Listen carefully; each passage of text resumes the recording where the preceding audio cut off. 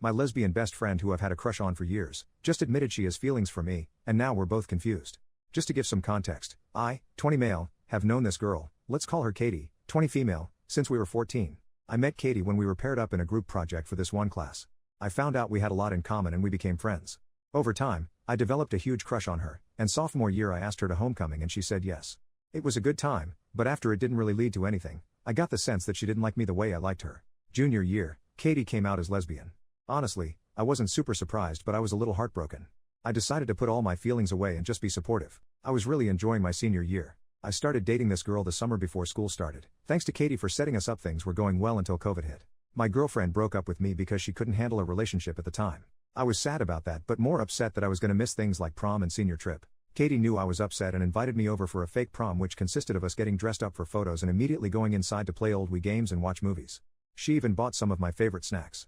Still probably the nicest thing anyone's ever done for me. My first year of college sucked.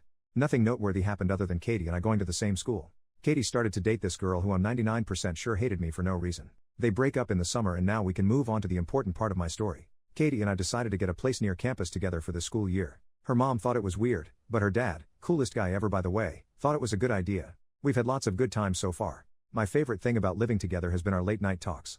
We talk about anything from school, sports, hot girls, bad hookups, etc. Last night during one of our talks, Katie randomly brings up that she might be bisexual. Not gonna lie, I felt a little jealous thinking that she got up with a random guy. But she tells me that she has feelings for me. I kind of laughed it off at first until she started crying.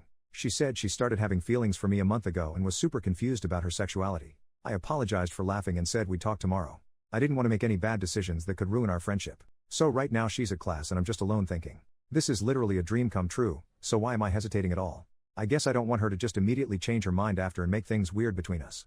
I'm anxiously waiting for her to get back. I really do love her though. I never thought I'd have a chance at this kind of love. Any advice on what I should say to her when she gets back? I feel like I'm overthinking this lol. Update 1. So Katie got here later than usual so she could finish an assignment and have the whole night to talk. When she walked in, we both smiled at each other and didn't say anything. I thought the mood was going to be lighthearted, but as soon as we started talking we both got really emotional. I took the advice to just be completely honest about how I felt.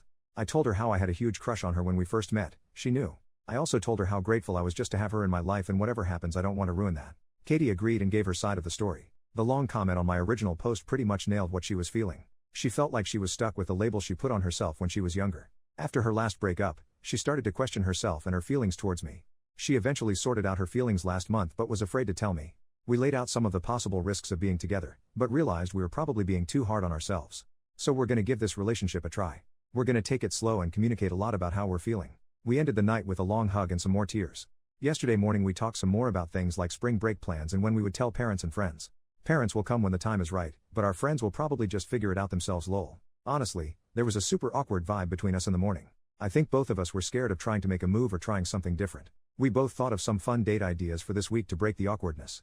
Things were a lot better last night. We cuddled for a while, which wasn't really something new, but it feels a lot better now. Overall, I'm just hoping I don't mess this up. We have a week off from work and school starting today, so it should be a good time. Thanks again to the few people who commented on my first post. I think I needed to see someone say go for it. Update 2. Hey, probably my last post for a long time.